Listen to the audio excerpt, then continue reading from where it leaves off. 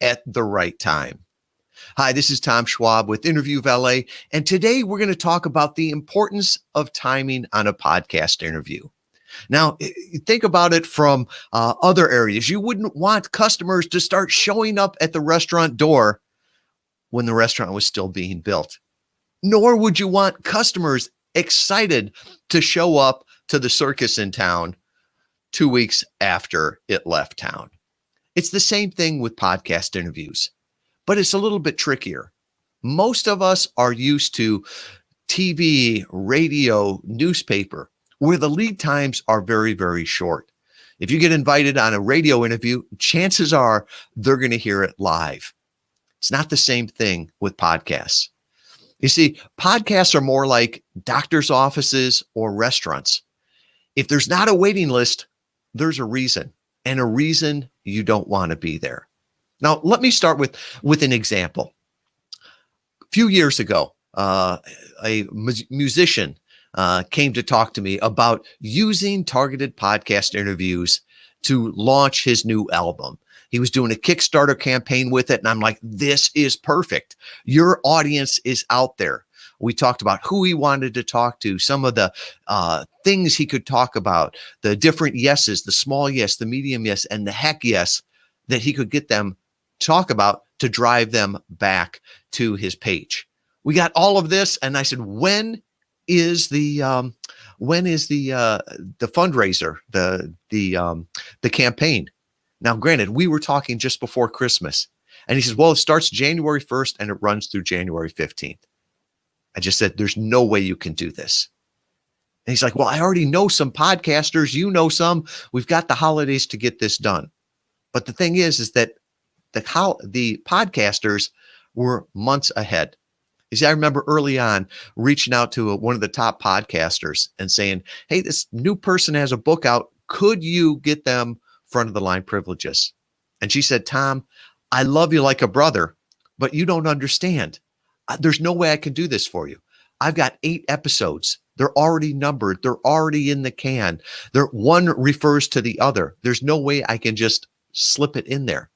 So I had to go back to this client and said, well, the next time you do it, we can definitely do it with this, but there's just not enough time. So what is enough time? Really, there's 2 strategies to look at. One's a guest storm, where you're trying to go out and make as big of an impact in as short of amount of time and tying it around a date. The other one is a long-term brand builder. Different strategies, they take different lead times. So let's talk first about that guest storm. So say you are launching a book and you're trying to hit a bestseller list, New York Times bestseller, Wall Street Journal bestseller, USA Today bestseller. Well, you want those interviews to hit plus or minus about a week so that there's this great storm of activity, this great storm of people buying the book. So with that, we typically tell people with that to start 3 or 4 months before the event. Or say you've got a live event or an event online now where it's one time, we're opening the gates.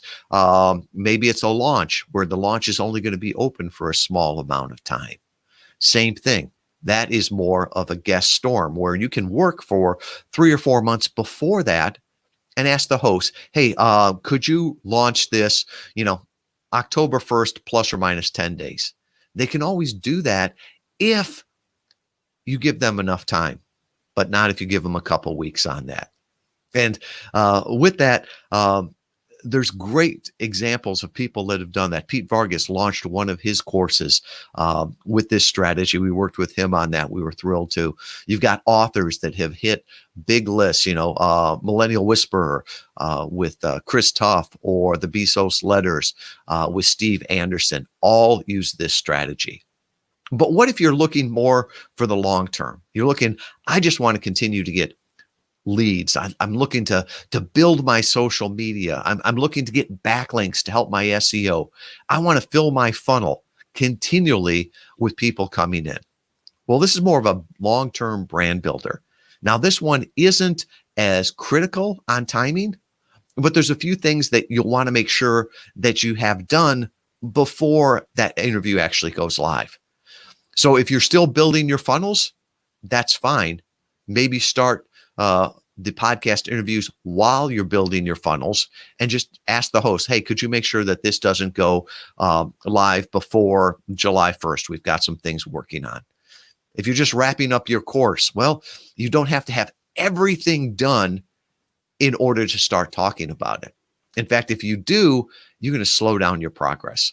You're going to build the entire course. It's all ready to go. Now you're going to get on podcast, and it might be a couple of months before that traffic starts going in. So it's great to do things in parallel for the engineers, as opposed to be in series, right? You can do things at the same time. I always think of this with Dan Miller from 48 Days to the Work You Love. He was on an interview one time, and during the interview, he said, we've got a giveaway. It's 48 low or no cost business ideas that you can start. And so he talked a little bit about it on the interview. And at the end of the interview, the host said, I would love to see this. And Dan said, golly, I'd love to see it too. I just had the idea for it. Now, he got to work on that and put the document together. Originally came out, it was a 2-sided PDF with just 48 ideas. That grew into a 48-page document that he actually sold as a PDF. So think about what you need to do before people can actually buy from you. Think about what you have in process right now, and think about when you want those customers to start knocking on your door. Podcasts are all about serving people. I mean, our mission at Interview Valet is to personally introduce inspiring thought leaders to millions of ideal people they could serve for the betterment of all.